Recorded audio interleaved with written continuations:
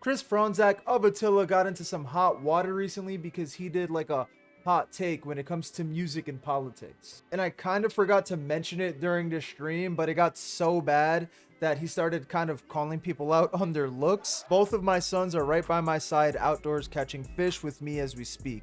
Clearly something you've never done before, you hideous narwhal. Why is it always the ugliest people on the planet that have the biggest opinions? He then attaches a screenshot of the person. Someone even said Franz hitting his Ronnie Radke villain arc is the content that I'm here for. But what started all this? Why is he coming after her looks? Well, here's me covering everything on stream. If you want to be a part of the streams, link in description for Twitch, or you can watch it on YouTube on my Vizzy Plus channel. Chris Fronzak, vocals of Attila, he tweeted something the other day, and I haven't read any replies or anything, but it got some decent traction, 123K. Let's see what he said. I hate how politically charged music has become. What happened to making music for entertainment? Maybe people just want an escape from all the BS in their life. Maybe people want some form of escapism. Maybe people are tired of their brains being fried by politics and opinions 24/7. At least that's what I think. Seems like that's not what's cool anymore. I don't know how y'all do it. Ha ha ha. I just want to have fun, dude. I feel like he's saying basically my reasoning for not wanting to involve politics in my chat and my community and my universe. I think he's not wrong in the sense of like, not everything has to be political, right? Like, I feel like nowadays, especially, it feels like a lot of people, they expect their bands or creators to choose a side and stick to it and be open about it, right? But the punk side has always been political, right? It's always been a like that's a part of what makes punk, right? Like the politics. Politics and punk go hand in hand. You cannot say keep politics out of this scene, right? Because it is always, since the beginning of punk, it's been a part of it. It's literally been a part of it, right? It's a part of punk's identity. I think he's basically saying like not everything has to be political, which I agree with. Again, I hate talking about that shit.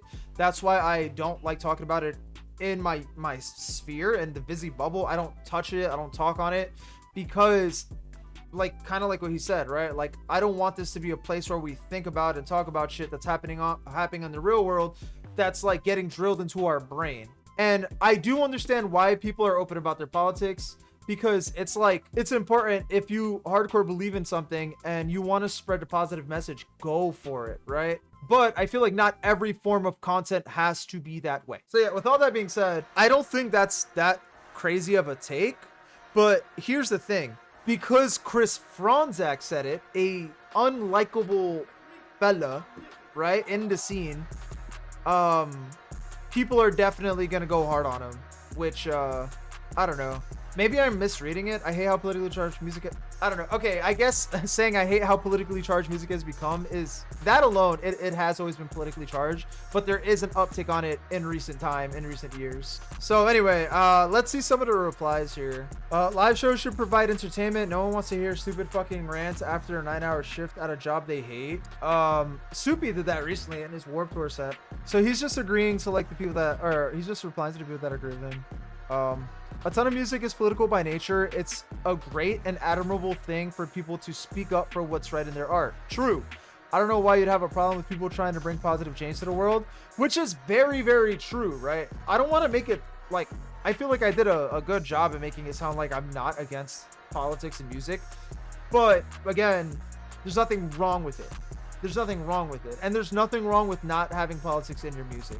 But like saying that politics don't belong in music is just an absurd thing to say. And I think it's respectable, right? When a band is open about their politics, I think it's respectable, right? They're not afraid to divide their scene. They're not afraid to like filter out the people they don't want listening to them.